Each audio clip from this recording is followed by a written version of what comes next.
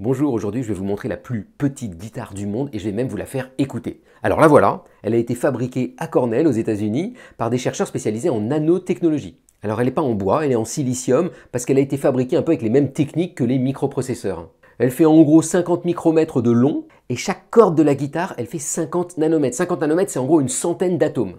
Alors vu qu'on ne peut pas utiliser ses mains pour tirer sur les cordes, les chercheurs ont utilisé des rayons laser pour exciter les cordes et les faire vibrer. Et voilà ce qu'on entend dans ces cas-là. Rien du tout.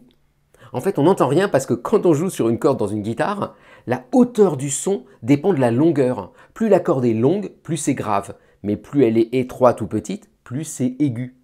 Et là ici, vu qu'elle est hyper petite, le son il est à 40 MHz. Alors vos oreilles, elles peuvent aller jusqu'à en gros 20 000 Hz. Et là, c'est 40 millions de Hertz. C'est 17 octaves au-dessus de ce que vous êtes capable d'écouter. Alors on peut se dire que cette guitare, elle sert absolument à rien, hein, c'est pas faux, mais en fait derrière elle se cachent toutes les technologies et toute la science des MEMS.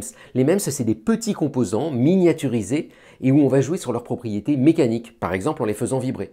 Et ces MEMS-là, vous en avez vous-même là en ce moment dans votre smartphone d'état. C'est ça qui permet de mesurer l'accélération du smartphone ou le fait qu'il tourne ou pas par exemple.